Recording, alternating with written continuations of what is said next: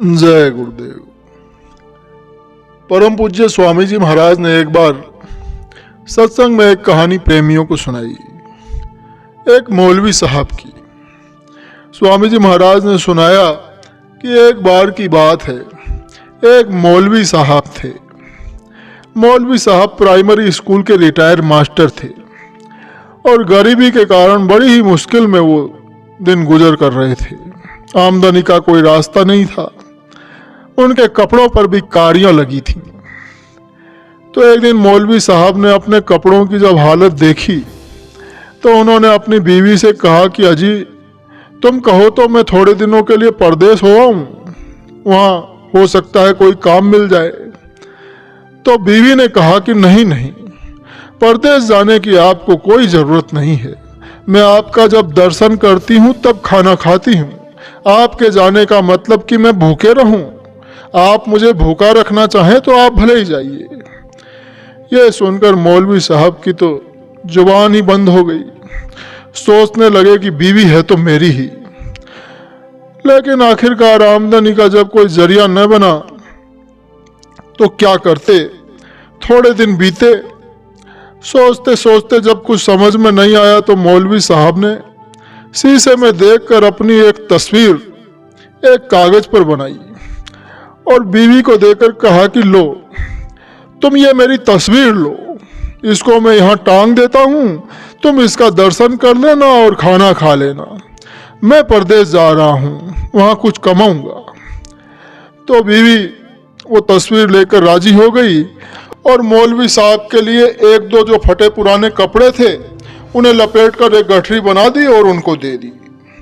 मौलवी साहब अपनी गठरी अपनी बगल में दबाकर परदेश के लिए रवाना हो गए। तो थोड़ी दूर ही गए तो मौलवी साहब को याद आया कि उन्होंने अपना चश्मा तो लिया ही नहीं, घर पर ही छोड़ दिया है और बिना चश्मे के कुछ लिख पढ़ भी नहीं सकते और नया चश्मा बनवाने के लिए पैसे नहीं है। तो मौलवी साहब ने सोचा कि चलो घर चला जाए और वहां से अपना चश्मा लिया जाए। तो सामने एक साधु वेश में मौलवी साहब ने एक आदमी को देखा जो रास्ते को फूंक फूंक कर पैर रखकर चल रहा था। तो जब मौलवी साहब ने देखा तो देखा कि बड़ा ही सिद्ध योगी पुरुष है, मैं अपनी गठरी इसी के पास रख दूं और घर जाकर चश्मा ले आऊं। तो मौलवी साहब उस साधु के पास पहुंचे और बोले कि ए फकीर जी, थोड़ा मेरी गठरी का ध्यान रखिएगा, मैं थोड़ी देर में अपना चश्मा लेकर आ रहा हूं। तो उस साधु ने देखा तो कहा कि रख दो, वहीं पर रख दो, कौन तेरी गठरी लेगा, ईमान पर भरोसा करना चाहिए, जा मैं यही हूं। तो मौलवी साहब उसके पास अपनी गठरी रखकर घर के लिए रवाना हुए। तो मौलवी साहब घर पहुंचे तो जब घर पहुंचे तो देखा कि उनके पलंग पर उनकी बीवी और बीवी का मिलने वाला कोई मर्द बैठा है और दोनों पान खा रहे हैं और दोनों पान खाकर मौलवी साहब की बनाई तस्वीर पर उनकी दाढ़ी पर थूक रहे हैं। तो मौलवी साहब ये दृश्य देखकर हक्का बक्का रह गए। सारी बात उनके समझ में आ गई और मारे क्रोध के मौलवी साहब चश्मा लेना तो भूल गए और बिना कुछ कहे दबे पांव फिर परदेश की ओर चल दिए, मतलब वापस चल दिए। तो जब मौलवी साहब अपनी गठरी के पास पहुंचे तो वहां जाकर देखा तो देखा कि न तो वहां गठरी थी और न ही वो फूंक फूंक कर चलने वाला साधु था। तो यह देखकर अब मौलवी साहब बड़े परेशान हुए। फटे पुराने जो कपड़े थे वो भी चले गए। खैर मौलवी साहब बहुत दिन देखे हुए थे, सब्र किए और आगे बढ़ गए। चलते चलते चलते दूसरे राज्य में मौलवी साहब जा पहुंचे। रात हो गई तो सोचे कि अनजान जगह रात में जाना ठीक नहीं, कहीं रुक जाना चाहिए। तो आगे पीछे बढ़कर देखा कि राजगुरु का भव्य मकान वहां पर था, बड़ी कोठी। तो वहीं मौलवी साहब पहुंच गए। तो राजगुरु ने देखा तो पूछा कि कौन हो। तो मौलवी साहब ने अपना पूरा परिचय उन्हें बताया और प्रयोजन बताया कि रात में यहाँ रुकना चाहता हूँ। तो राजगुरु ने बड़ा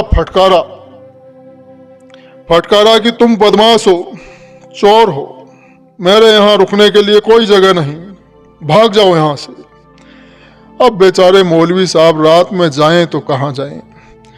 चुपचाप वे वहां से हटकर राजगुरु के बगीचे में ही एक पेड़ की ओट में छिप कर बैठ गए। भूख तो बड़े जोरों से लगी थी, तो मौलवी साहब को नींद नहीं आई, तो वे वहीं से राजगुरु को देख रहे थे कि धुनी लगी थी और राजगुरु वहां बैठे थे।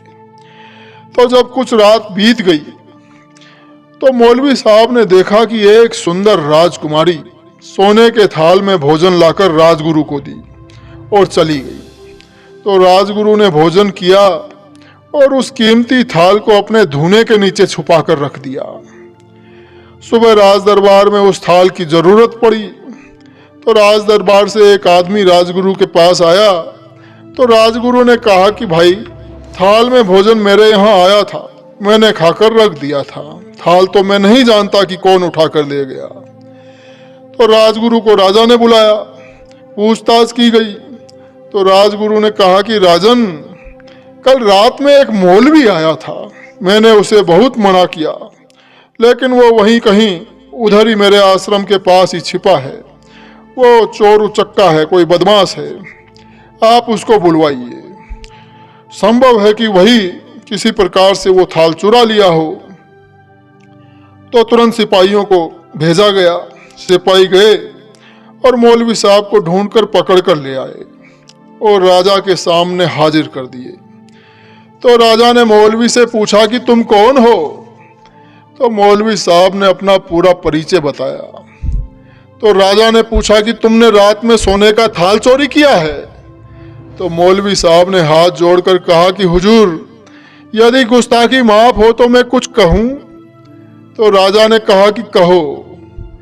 तब मौलवी साहब ने कहा कि पहले देखा घर की नारी, खाए पान और थूके डाड़ी, दूसर देखा फूकन वीर, गठरी ले गया तीरे तीर, तीसर देखा राजगुरु गुनी, खाकर थाल दबाए धुनी। राजा अक्लमंद था, उसने ये सुना तो वो सब समझ गया। तो उसने सिपाहियों को बताया और उन्हें भेजा कि राजगुरु के धूने के नीचे थाल है, उसे ले आओ। तो सिपाही गए और धूने के नीचे से थाल निकालकर राजा के पास लाकर रख दिए, राजा को सौंप दिए।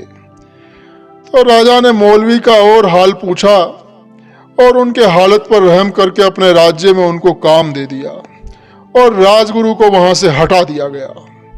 तो ये कहानी सुनाते हुए परम पूज्य स्वामी जी महाराज ने फरमाया कि माफ करना, मेरे जैसा साफ कहने वाला आज आपको कोई नहीं मिलेगा।